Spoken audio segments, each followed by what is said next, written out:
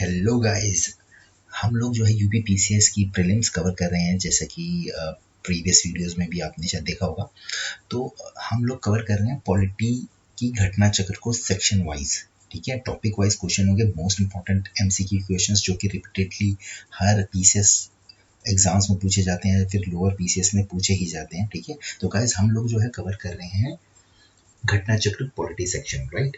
तो हम लोगों ने जैसे कि पिछली वीडियो में जो है हमने फर्स्ट चैप्टर जो कॉन्स्टिट्यूशनल डेवलपमेंट थी उसका हमने ऑलमोस्ट आधा पोर्शन कंप्लीट कर लिया था।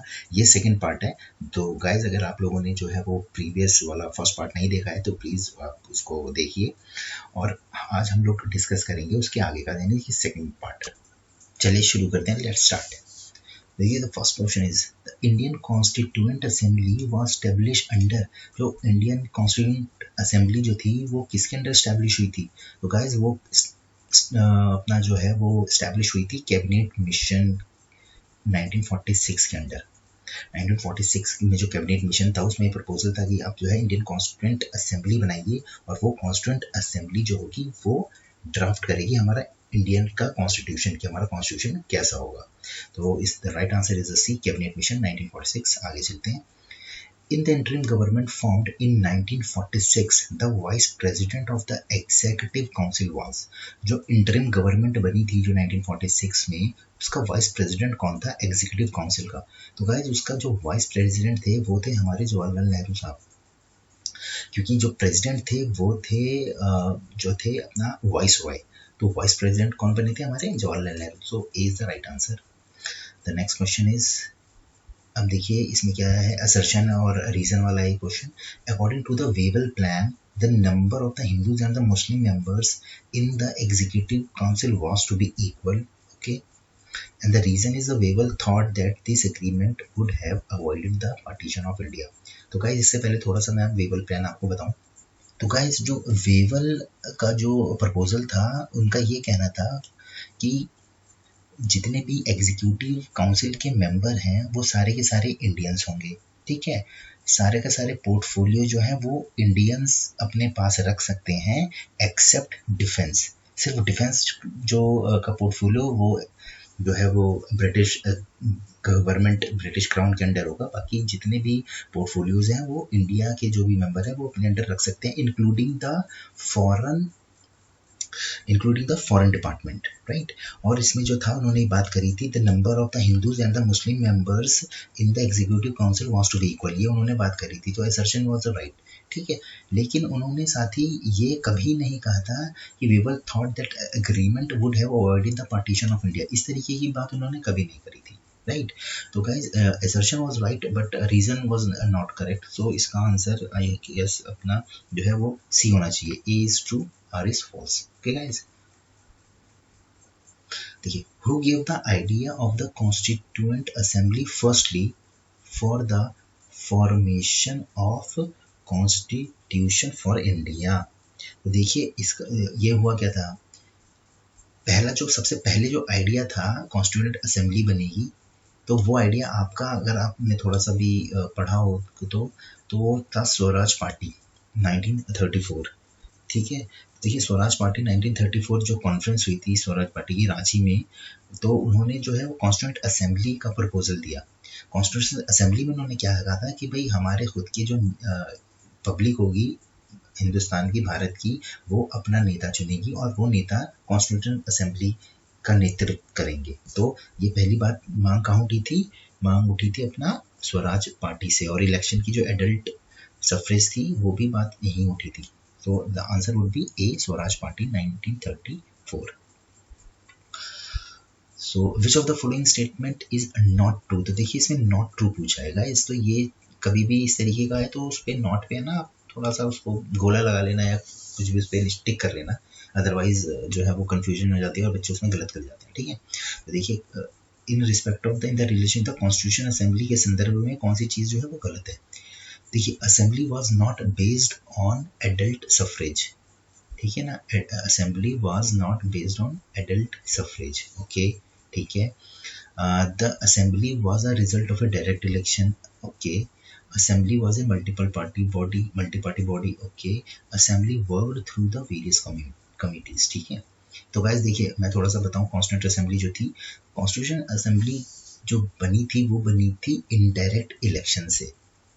इनडायरेक्ट इलेक्शन मतलब कि लोगों ने जो था वो मेंबर ऑफ लेजिस्लेटिव असेंबली के मेंबर को चुना, ठीक है, और फिर उन चुने हुए लेजिस्लेटिव असेंबली के मेंबरों ने कॉन्स्टिट्यूएंट असेंबली के मेंबरों को चुना, ठीक है। तो वो था इनडायरेक्ट इलेक्शन, ना कि डायरेक्ट इलेक्शन। तो ये जो है हमारा, ये ये नहीं था, ठीक है। लेकिन इसमें नॉट करेक्ट पूछा है तो इसका मतलब बी इज करेक्ट। अब देखिए, assembly was based on adult French, तो एडल्ट सफरेज का तो होने का मतलब ही नहीं है, क्यों, क्योंकि डायरेक्ट इलेक्शन थे ही नहीं, है ना। जब डायरेक्ट इलेक्शन होते हैं तभी तो एडल्ट सफरेज होता है। तो A and B is wrong answer, ठीक है। नॉट ट्रू पूछा है तो 37 का आपका हो जाएगा 1 एंड 2 ए। तो गाइस, सो आगे चलते हैं। अब देखिए, which one of the following is incorrect statement about the constituent assembly. अब ये भी इनकरेक्ट पूछा है, इनकरेक्ट पूछा है कॉन्स्टिट्यूएंट असेंबली के संदर्भ में। It worked with the help of a large number of committees, the most important among them being the drafting committee. हाँ भाई, ये तो ठीक है भाई, कॉन्स्टिट्यूएंट असेंबली बनी थी कॉन्स्टिट्यूशन बनाने के लिए, और कॉन्स्टिट्यूशन बनाने की जिम्मेदारी कौन सी कमेटी को थी, ड्राफ्टिंग कमेटी को थी, तो ये तो ठीक है। लेकिन इसने इनकरेक्ट पूछा है, ठीक है। Minority communities like Christian, Anglo-Indians and Parsis were adequately represented in the assembly, वो भी करेक्ट है भाई। माइनॉरिटी कम्युनिटीज को जाहिर सी बात है प्रॉपर एक पूरा राइट मिला था कि वो अपनी बात रख सकें। It was elected on the basis of universal adult, ये देखिए, it was elected on the basis of universal adult franchise. Universal adult franchise का मतलब क्या होता है कि सारे के सारे सिटीजन जो है वो इलेक्टोरल रोल में पार्ट कर रहे हैं, इलेक्शन जो है इलेक्ट करके अपना मेंबर जो है कॉन्स्टिट्यूएंट असेंबली में भेजने। जबकि मैंने बताया था पिछले वाले क्वेश्चन में कि जो इलेक्शन हुआ था कॉन्स्टिट्यूएंट असेंबली का, कॉन्स्टिट्यूएंट असेंबली के मेंबरों को जो चुना गया था वो चुना था मेंबर ऑफ लेजिस्लेटिव असेंबली ने, ठीक है। और मेंबर ऑफ लेजिस्लेटिव असेंबली को लोगों ने चुना था, तो ये था इनडायरेक्ट इलेक्शन। कॉन्स्टिट्यूएंट असेंबली का चुनाव हुआ था इनडायरेक्ट इलेक्शन से, तो ये है इनकरेक्ट, और इनकरेक्ट ही पूछा है तो C will be the right answer. आइए अब next question. Member of the Constituent Assembly who drafted the Constitution of India, nominated by British Parliament, correct, incorrect है, nominated by Governor General, incorrect है, elected by the Legislative Assembly on the various provinces, ठीक है, ये is the correct answer. Elected by Indian National Congress गलत है, ठीक है, तो इसका आंसर सी है, ये तो हम कई बार पढ़ चुके हैं इससे पहले। With the reference of the Indian history, the member of the Constituent Assembly from provinces were directly elected. देखिए, अब देखिए ये चीज़ें मैंने इसलिए डाली हैं ताकि आप देखिए एक ही क्वेश्चन को कितनी तरीके से घुमा के पूछा हुआ है, और ये सारे क्वेश्चन देखिए आए हुए हैं आईएएस प्रीलिम्स का, ये 2013 का, इससे पहले अब ये देखिए सेम यही क्वेश्चन था, लेकिन वो दूसरे तरीके से था, ये था आईएएस 2002 का, ठीक है गाइस। तो इस चीज़ का आप ध्यान रखिएगा, ये बहुत इंपॉर्टेंट है, कॉन्स्टिट्यूएंट असेंबली पे हर साल एक क्वेश्चन जरूर आता है। तो जैसे कि आपने बताया था, member of the directly elected by the people of this provinces गलत, नॉमिनेटेड बाय द नेशनल गलत, elected member of the province सही, ठीक है। तो इसका आंसर होगा आपका C will be the right answer. अब देखिए, who was the first elected chairman of the constituent assembly. तो हमारे जो थे वो इलेक्टेड पूछा इन्होंने, तो इलेक्टेड कौन थे, इलेक्टेड थे डॉक्टर राजेंद्र प्रसाद, ठीक है। और ये इलेक्शन इनका कब हुआ था, ये हुआ था हमारा 11 दिसंबर 1946 में, ठीक है। हालांकि जो फर्स्ट सेशन हुआ था, फर्स्ट मीटिंग जो हुई थी वो हुई थी 9 दिसंबर को, जिसमें कि डॉक्टर जो थे हमारे Sachchidanand Sinha, doctor Sachchidanand Sinha was the first chairman of the constituent assembly, but he was on the temporary, वो टेम्परेरी थे। जो इलेक्टेड, जो जिनको चुना गया था वो सिर्फ एक दिन के लिए थे, 9 दिसंबर को, ठीक है। बाकी जो 11 दिसंबर को जो सेशन हुआ था उसमें प्रॉपर इलेक्शन जो हुआ था उसमें डॉक्टर राजेंद्र प्रसाद का नाम आया था, और ये इलेक्टेड चेयरमैन बने थे, इलेक्टेड, ठीक है ना। ये चीज़ आप ध्यान रखना है, बड़ी बारीक बारीक बातें, और इसमें बच्चे हमेशा गलती करते हैं गाइस। तो ये इलेक्टेड जब भी आएगा, elected chairman, first elected chairman doctor Rajendra Prasad, अगर सिर्फ इसमें लिखा होता फर्स्ट चेयरमैन तो आंसर होता B, Sachchidanand Sinha. Okay guys, चलिए आगे। Who chair the first meeting, अब देखिए भाई क्वेश्चन आया ना, who chair the first meeting of constituent assembly, इसका आंसर होगा डॉक्टर सच्चिदानंद सिन्हा, जैसा कि we have discussed on previous. अब देखिए constituent assembly of India was established on, अब देखिए कॉन्स्टिट्यूंट असेंबली आपकी कब इस्टेब्लिश हुई थी, वो हमारी इस्टेब्लिश हुई थी 9 दिसंबर 1946 को। और इनको चेयर किसने किया था, इनको चेयर किया था डॉक्टर सचिदानंद सिन्हा ने 9 दिसंबर को। और 11 दिसंबर को कौन चुन लिए गए थे, doctor Rajendra Prasad elected chairman. The resolution for giving a constitution to India was adopted by the Constituent Assembly. अब देखिए the resolution for giving a constitution to India was adopted by the Constituent Assembly on 22 जनवरी 1947, 20 जनवरी 1947 और 26 जनवरी। तो answer है इसका 22 जनवरी 1947।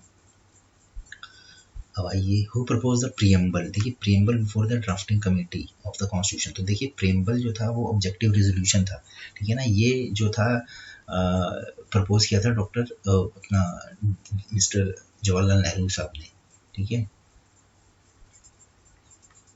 How many session of the Indian constituent assembly, देखिए ये बहुत factual है, ठीक है। अब इतने ज़्यादा फैक्चुअल अब आते नहीं है, हालांकि आते हैं, कुछ कहा नहीं जा सकता, यूपीपीसीएस का कुछ भी पूछ सकता है गाइस, लेकिन आपको तो तैयार रहना है, राइट। तो इसका आंसर है 12 सेशन हुए थे, ठीक है। 11 सेशन हुए थे जिसमें कि सारी बातें हुई थी, डिस्कशन हुआ था, जो है ड्राफ्टिंग कमेटी का कॉन्स्टिट्यूशन में सारे अमेंडमेंट जितनी भी बातें होती थी, ओपिनियंस होते थे, डिस्कशंस होते थे। 11 सेशन हुए थे और 12वां सेशन जब हुआ था इसका, तो 12वें सेशन में सबने सारे मेंबर्स ने उस पर साइन किया, ठीक है। तो टोटल हुए थे 12 session. How much time the constituent assembly took to frame the constitution of India. देखिए टोटल जो टाइम कितना लगा था, टाइम आपका लगा लीजिए 9 दिसंबर 46 से लेके आपका जो है वो 26 नवंबर तक। तो अब ये इसका था आंसर 2 साल 11 महीने और 18 दिन। 2 साल 11 महीने 18 दिन। देखिए यूपीपीसीएस मेंस में 2007 में पूछा गया था क्वेश्चन, ठीक है। देखिए who among the following was the chairman of the union. अब देखिए ये भी बड़ा ध्यान से पढ़ना है। Who among the following was the chairman पूछा है, चेयरमैन पूछा है किसका, यूनियन कॉन्स्टिट्यूशन कमेटी का। तो देखिए यूनियन कॉन्स्टिट्यूशन कमेटी का जो था वो थे हमारे जवाहरलाल नेहरू साहब, ठीक है गाइस, ये ध्यान रखिएगा। यूनियन का पूछा है तो जवाहरलाल नेहरू, अगर यही प्रोविंस का पूछा जाता तो वहां पे थे मेरे ख्याल से सरदार पटेल थे। खैर आगे देखेंगे वो। Who was the chairman of the provincial constitution. देखिए प्रोविंशियल कॉन्स्टिट्यूशन के चेयरमैन कौन थे गाइस, देखिए प्रोविंशियल कॉन्स्टिट्यूशन के जो चेयरमैन थे वो थे हमारे सरदार पटेल साहब। अब देखिए the chairman of drafting committee of Indian constituent assembly. अब ड्राफ्टिंग कमेटी के चेयरमैन तो हमें सबको ही पता है, बन करके डॉक्टर अम्बेडकर साहब थे, ठीक है, इसमें तो कुछ ज्यादा है नहीं। Was the chairman of advisory committee on the fundamental rights minorities constitution by the constituent assembly. तो देखिए इसके जो थे advisory committee fundamental rights and minority के, इसके थे सरदार पटेल, इनके भी सरदार पटेल थे एडवाइजरी कमेटी के, और आपका प्रोविंशियल कॉन्स्टिट्यूशन के सरदार पटेल चेयरमैन थे। Who among the following were the members of the drafting committee of the constitution? Who among the following were the member of drafting committee के मेंबर देखिए कौन कौन से थे इसमें। तो देखिए इसमें थे एन गोपाल स्वामी थे, ठीक है, जवाहरलाल नेहरू नहीं थे, कृष्ण स्वामी अय्यर भी थे, सरदार पटेल भी नहीं थे। तो A and 3 would be the right answer है। इसका आंसर सी होना चाहिए मेरे हिसाब से, ठीक है गाइस। अब देखिए Who was the constitutional advisor at the time of the formation of the constitution? ये constitutional advisor जो थे ना वो थे BN राव साहब, ठीक है। BN राव साहब ही जो थे, इन्होंने पहली बार जो था वो प्रपोजल रखा कॉन्स्टिट्यूशन का, जो ड्राफ्ट जो था, फर्स्ट जो पहला ड्राफ्ट था वो BN राव साहब ने ही रखा था कॉन्स्टिट्यूशन असेंबली पर, और फिर उस पर डिस्कशन हुआ, उस पर डिबेट हुई, सारी चीज़ें, उसमें जो भी अमेंडमेंट्स करने थे, कुछ चेंजेस करने थे, कुछ एडिशंस करने थे, तो वो सब चीज़ें हुई थी। तो पहला जो फर्स्ट ड्राफ्ट था कॉन्स्टिट्यूशन का वो रखा था BN राव साहब ने, ठीक है, और कॉन्स्टिट्यूशनल एडवाइजर भी हमारे BN राव साहब थे। When did the Constitution Assembly adopted the national flag?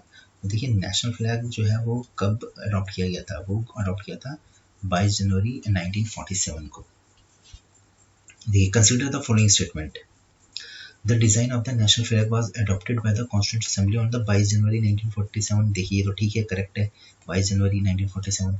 The wheel of the national flag was 21 spokes। नहीं, देखो 21 spokes नहीं थे, 24 spokes थे, ठीक है। जो हमारा जो नेशनल फ्लैग का जो व्हील है ऐसे गोल चक्कर है, और उसमें इस तरीके से चीज़ें हैं, थोड़ा इसमें बन नहीं पा रहा मेरे से, ठीक है, तो वो आप समझ गए होंगे, ठीक है। तो वो 21 की जगह 24 थे, तो ये गलत है, ठीक है, दैट इज इनकरेक्ट। और the ratio of the width of the national flag is length is 2:3 की थी, 2:3, ठीक है। तो ये दोनों गलत हो गए आपके, और जो है ओनली 1 इज करेक्ट, तो B is the right answer. देखिए ये बहुत ज़्यादा जो है वो फैक्चुअल है, अब इतना फैक्चुअल पूछा नहीं जाता, ठीक है, यूपीपीसीएस भी नहीं है पूछता, पिछले 5-6 साल का पैटर्न है कि वो भी थोड़ा सा कॉन्सेप्चुअल हो गया है, तो इतना ज़्यादा डिटेल जो है वो नहीं पूछी जाती, बट फिर भी क्वेश्चन है, पता होना चाहिए गाइस, ठीक है। नेक्स्ट चलते हैं, the constitution of India was completed. देखिए कंप्लीट कब हुआ था, कंप्लीट हमारा हुआ था आपका 26 नवंबर 1949। अगर आप हमारा जो कॉन्स्टिट्यूशन है उसका जो प्रीएम्बल है, अगर आप कॉन्स्टिट्यूशन का प्रीएम्बल पढ़ेंगे तो उसमें साफ साफ लिखा है, we the people of India enact, adopt and give to ourself this constitution on 26 November 1949, ठीक है, उसमें साफ साफ लिखा है 26 नवंबर 1949, ठीक है। इस डेट को हमने उसको अडॉप्ट किया था, कंप्लीट हुआ था and passing of the constitution, ठीक है।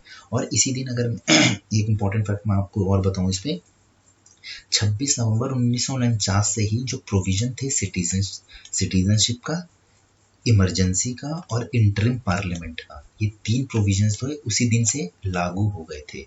बाकी के प्रोविजन आपके कब लागू हुए थे, बाकी के प्रोविजन थे वो 26 जनवरी 1950 को लागू हुए थे, 26 नवंबर 1949 को ही हमारी जो नागरिकता का जो प्रोविजन था वो लागू हो गया था, ठीक है गाइस। तो ये आप ध्यान रखिएगा, ये पूछा जा सकता है, अच्छा क्वेश्चन है ये। नेक्स्ट देखते हैं, January 26 January was selected as the date of inauguration of the constitution because the Congress has observed its independence in 1930, ठीक है। देखिए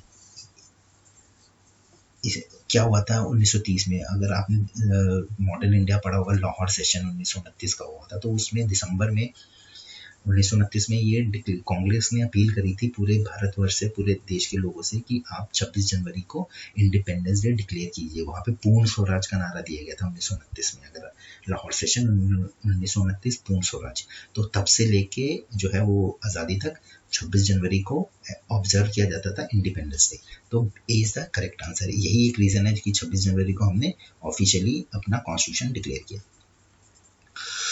B.R. Ambedkar was elected to the Constituent Assembly from B.R. Ambedkar was elected to the Constituent Assembly से elect हुए थे, तो वो कहाँ से इलेक्ट हुए थे, कौन सी सीट से इलेक्ट हुए थे, तो गाइज वो इलेक्ट हुए थे बंगाल से हुए थे, लेकिन वेस्ट बंगाल, तो गाइज देखो वो हुए थे, अच्छा देखिए वो हुए थे, थोड़ा सा मैं बताऊँ इसके बारे में, जो वो पहली बार जो इलेक्ट हुए थे, जब आप इंटरिम गवर्नमेंट जो आपका कॉन्स्टिट्यूंट असेंबली जो बन रही थी वो 1946 की बात है ये, तो 1946 में थे, 1946 में अपना जो है पार्टीशन तो हुआ नहीं था, तो वो खड़े हुए थे ईस्ट बंगाल से, यानी कि अनडिवाइडेड इंडिया से, लेकिन उसके बाद 1947 में जो वो ईस्ट पाकिस्तान था वो पाकिस्तान में चला गया, मतलब सॉरी ईस्ट बंगाल जो था वो पाकिस्तान का हिस्सा बन गया, तो उसके बाद जो थे वो उन्होंने अम्बेडकर साहब ने पुणे सीट से जो था वो इलेक्ट हुए थे,